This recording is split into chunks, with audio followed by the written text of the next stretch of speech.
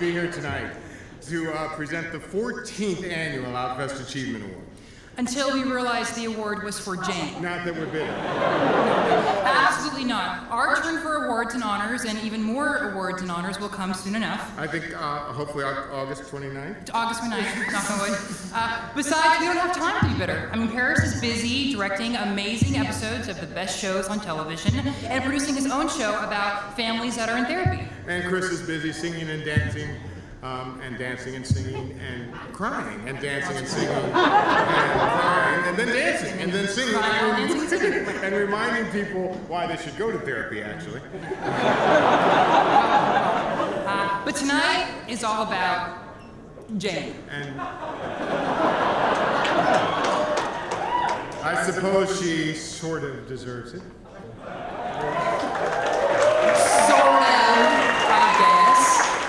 I mean, let's face it, the bitch is talented.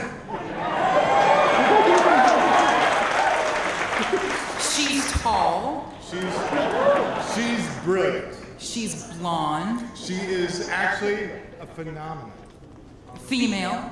Yes, that's important. And I don't know if you guys know this, but she's widely rumored to be a lesbian. I'm assuming she's a breath of fresh air in a very, very polluted city. Now, over her 2 decades of work, Jane has built one of the best resumes and reputations in Hollywood. She's one of the hardest working actors in our business, and one of the easiest to work with.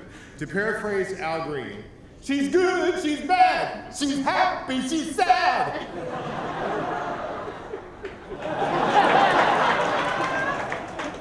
Okay. And in just 1 year, Jane has made television history by turning the role of Sue Sylvester into an icon and being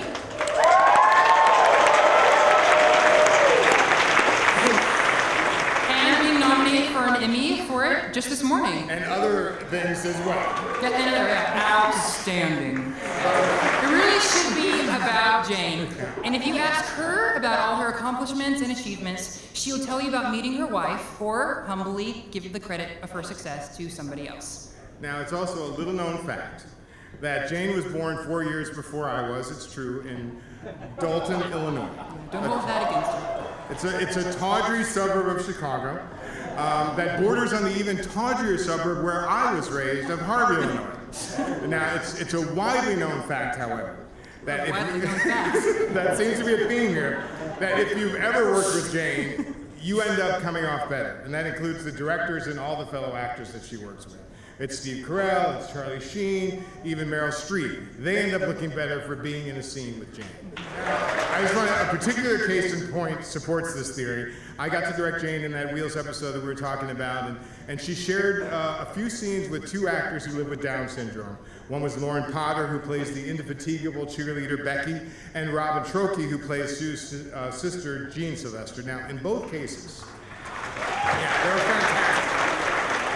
But in both cases, and this is the honest truth, Jane's principal concern was not how Sue would appear or what Jane would do or how Jane could shine, but how these 2 women would be most comfortable and perform their best. And that selflessness is a hallmark of Jane Lynch, the actor, which is why she can be so funny and so snarky and in the end, so moving.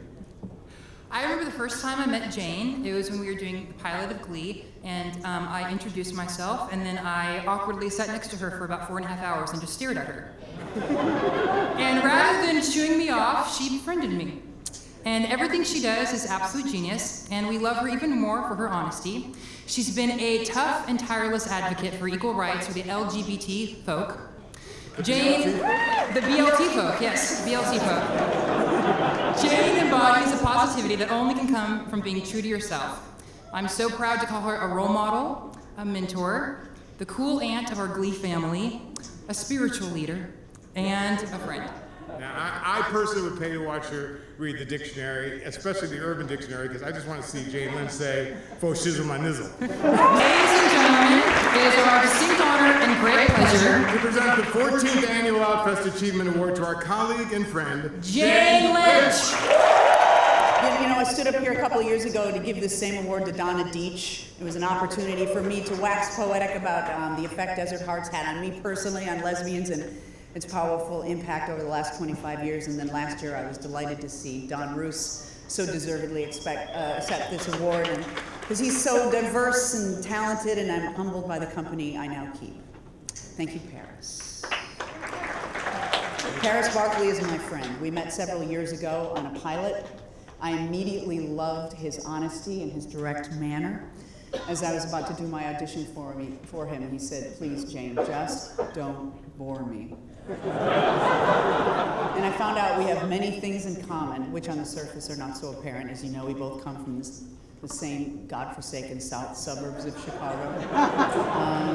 We both love a joke at someone else's expense.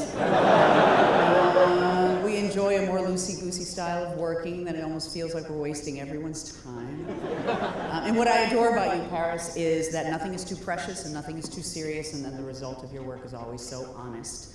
It's so real and it's so damn funny. So thank you for being here. And we're both cancers and we're both homes. Mr. Colfer, I couldn't be more proud of you.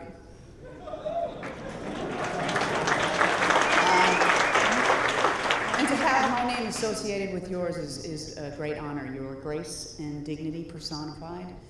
And the entire world has just embraced you and who you are, but no more than the gay and lesbian kids who now have a courageous and fashion-forward role model.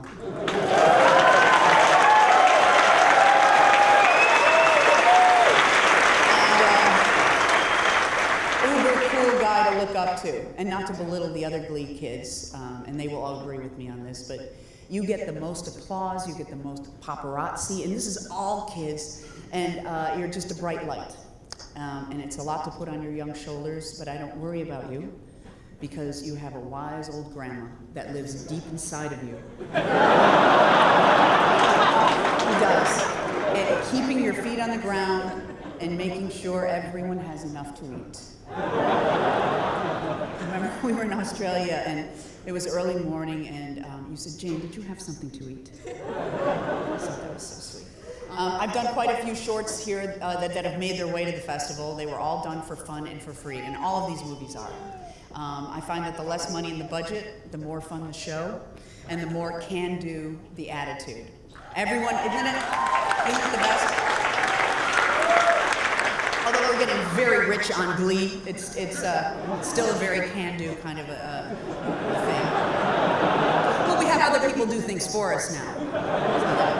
But on these films we do here for Outfest, everyone pitches in, and we all get a chance to take a crack at a job that we aspire to, but we don't have any experience in. Like the AD, their day job may be a PA on a show. The producer of Anne Renton's short that I did for her a few years ago is an AD on Grey's Anatomy. The director on another may be a DP on another show.